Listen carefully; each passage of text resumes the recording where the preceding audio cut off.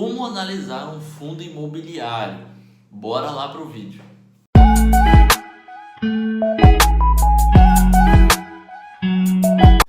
A primeira coisa que eu vou te falar é você escolher um agregador de informações. Eu costumo usar o Founders Explorer, mas você também pode usar fii.com.br, como usou, entre outros.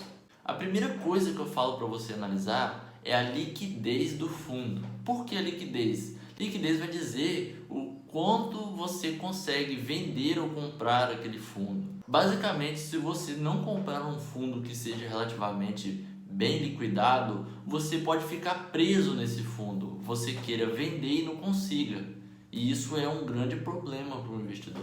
O segundo ponto que eu falo para você analisar seria o dividend yield, que seria a rentabilidade em relação à cota. Geralmente alguns fundos têm em média 0,70, 0,80. Isso aí é basicamente o percentual. Se você compra uma cota de R$100 e o fundo tem um dividend yield de 1%, ele vai te pagar R$1 no fundo.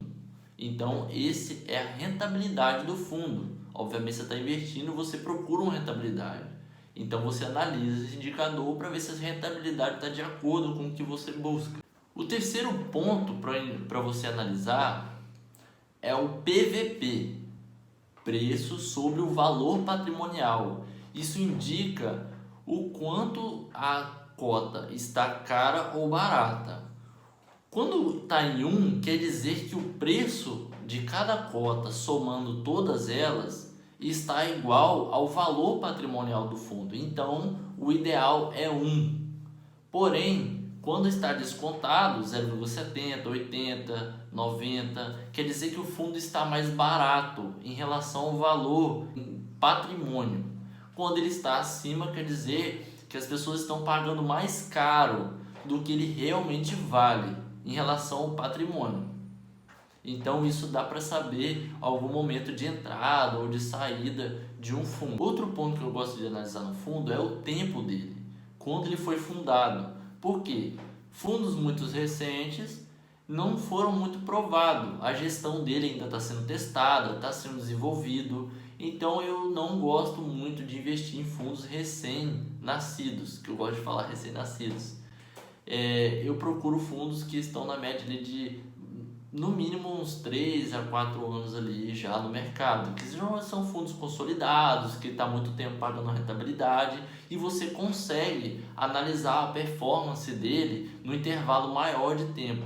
Outro ponto muito interessante você analisar no fundo é a taxa. Às vezes você tem uma taxa muito elevada, muitos fundos cobram muito e isso quebra diretamente na sua rentabilidade. Então eu não gosto de ficar pagando lá para as outras pessoas altas taxas que não fazem sentido. Então é um ponto que eu levo em consideração. Tem gente que nem olha muito isso, mas eu gosto de levar em consideração sim. Porque se o fundo está cobrando muita taxa, tem algum ponto ali. Mas também pode ser que seja uma coisa boa em determinado fundo. Porque serviço bom também é caro. Então tem um meio termo, né? Ele não vai cobrar muito, mas que não está cobrando nada também, você tem que ficar de olho. Por que esse fundo não cobra quase nada de taxa? Então fica atento nesse ponto, porque tem as duas vertentes, né? A boa e a ruim. Outro ponto que é muito importante de você analisar, que é a vacância. A vacância, o que é a vacância? É basicamente o percentual que o imóvel está preenchido. Vamos supor que você tem 5 imóveis. E desses 5 imóveis, 2 estão desocupados. Então você tem uma vacância de 5, 20, 40%. Então você está investindo no imóvel, sendo que 40% dele está desocupado e não faz sentido. Então quer dizer, isso pode indicar muito que o imóvel não é bom, o imóvel está mal localizado, o imóvel não é bem gerido, os gestores não estão dando muita atenção a determinado imóvel, enfim, infinitas possibilidades aí, que é algo muito ruim, um indicador ruim. Então fiquem muito atentos à vacância. Se a vacância estiver muito alta, não é boa opção. E isso vale tanto para a vacância física como financeira. Por quê? A financeira é a mesma coisa. Um fundo tem 1 milhão. Se tiver 200 mil que não está usando, pô, ele pode investir em outros fundos, ele pode comprar mais imóveis, pode tomar as estratégias ali para ganhar dinheiro. Dinheiro parado é perder dinheiro. E um último ponto que eu vou trazer aqui é a diversificação. Por que diversificação? Imagina só que você invista em apenas 2 imóveis. Se um inquilino sai de um imóvel, acabou, você ficou com a mão atrás e só está com uma. Aí é um ponto a ser considerado. Então a diversificação tanto de imóveis quanto de clientes é muito importante para você não ficar amarrado em poucos ativos ali.